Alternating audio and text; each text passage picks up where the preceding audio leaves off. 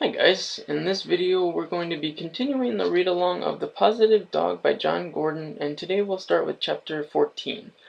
As always, I'll definitely show you any pictures we come across, but as always feel free to follow along. Chapter 14, An Opportunity. As Bubba finished sharing his insights with Matt, Barry called all the dogs back into the shelter. They ate lunch and then went to rest in their cages while visitors came to look at them. As Matt lay in his kennel, he saw a man and woman and their two children stop in front of Bubba's door. "He's a big, cute guy," the man said. "Yeah, but he's too old," the woman said. "We want a dog our kids can grow up with. We need a young guy like this one here," she said as she looked in at Matt's cage. Matt wanted to bark, but he didn't. He remembered to smile and think positive thoughts as she looked at him. The man followed his wife to Matt's cage and stood next to her and put his hand out. Matt reached his mouth through the opening in the cage and licked the man's hand. "He's a cute little guy," the man said. Matt couldn't believe it. They were going to pick him. This was his day. He was going to be adopted. He could hardly contain his excitement. Then he heard one of the children yell, "Mommy, Daddy, I love this doggy over here." The parents ran over and Barry took the dog out of the cage and gave it to the child to hold. Then Matt heard the words that didn't make him feel very positive. "We'll take him," the man said, and Matt knew that today wasn't his day to get adopted. He looked up and saw Bubba, and they looked at each other with sadness in their eyes. Yes, they were positive dogs, but today no one wanted them, and it was okay to be sad. They had faith that it would happen when the time was right, but today just wasn't the right time. Perhaps there was more he needed to learn and do before it was time to leave the shelter. Like Bubba, Matt decided he would turn the challenge of being there into an opportunity. And here's a picture of the two dogs across from each other. There you go. Chapter 15. The Positive Dog Grows. Matt spent the next few days feeding the positive dog with the strategies Bubba taught him, and he even created some of his own. He realized that he felt very positive when he was doing something he enjoyed, such as digging, playing catch with a ball, or jumping to catch Barry's frisbee. He also felt energized when he relaxed in silence, and it occurred to him that feeding the positive dog was most powerful when he focused on the present moment. Bubba told him that the research supported his experience. It showed that doing something you enjoy and being in the positive present moment are big positivity boosters, as are meditation and prayer. In fact, research shows that meditation and prayer reduce stress, boost positivity, and enhance health, vitality, and longevity. Matt made mental notes of this and made it a point to practice them in his daily life. Prayer and meditation feed your positive dog. When you're doing something that interests you, you feel more positive. When you are playing and having fun, you feel more positive. As the days turned into weeks, Matt discovered that the more he practiced positivity, the more open he became to everything in his life. He made more friends, he came up with many new solutions to his complaints, and he created many new strategies to be more positive.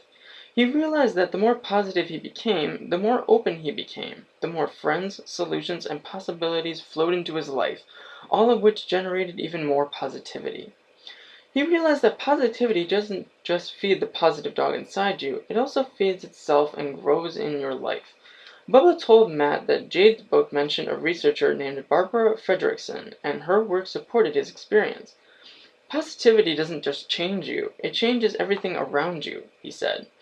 And everything in Matt's life did change. Instead of being a constant complainer, he always focused on what was good in his life. Instead of feeling negative and depressed, he felt more positive, healthier, stronger, and more energized. Matt also discovered a big benefit of being positive was that he was better able to handle setbacks and challenges. Time after time, people came to the shelter to select a dog, but Matt wasn't chosen. Instead of feeling rejected, he chose to believe he was being protected. He came to believe that every dog has an owner that is meant for them, and the fact that he hadn't been adopted yet meant that he wasn't being protected from being with the wrong owner. He believed he would be adopted when the right owner, the only one he was meant to be with, came to the shelter. Matt also became more adept at overcoming minor challenges. In the past, a fight with another dog, a bad tasting meal, or an injury to his leg would have ruined his day, but now Matt was able to turn adversity into a learning opportunity. Challenges still happened, but his positivity allowed him to bounce back and grow from them. The biggest change of all, however, was how Matt affected others. More dogs wanted to be around him. More visitors to the shelter wanted to hold him. In the past he didn't have any friends, but now he had a meaningful friendship with a bunch of dogs, including Bubba. Matt discovered when you are positive, you are not the only one who benefits. Everyone around you benefits from your positivity. When you are positive, you not only make yourself better, you make everyone around you better. Chapter 16. Positive energy is contagious. One day, while taking a walk in the yard, Matt and Bubba talked about the impact positivity had on others, and Bubba explained that the research shows that heartfelt positive energy is contagious. He said, "It says here, in Jade's book, that research from Heart Math shows that when you have a feeling in your heart, it radiates to every cell in your body via the heart's electromagnetic field, and this energy field can be detected by others, even if they're up to 5 or 10 feet away." "Is it just positive energy that is contagious?" asked Matt. "After all, it seems like negativity is contagious too."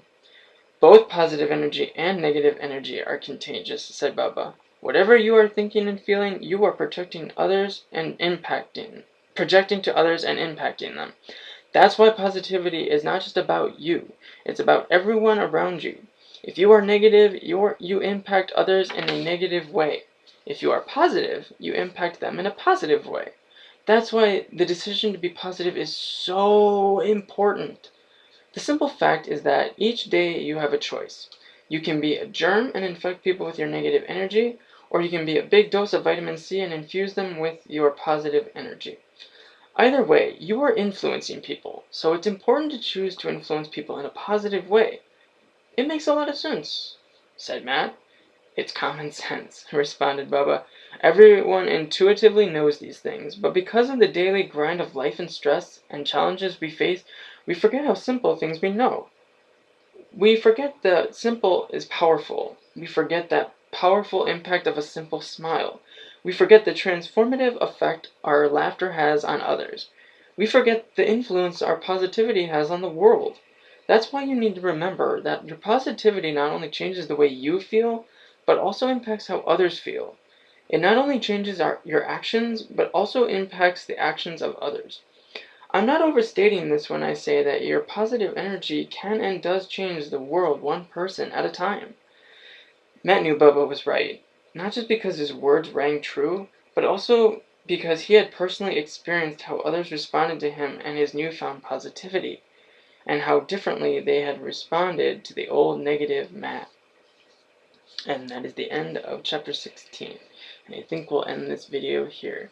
But I hope you guys enjoyed that video, and I hope to see you guys again soon in the next video where we continue with chapter 17. Thanks for watching, guys. Take care.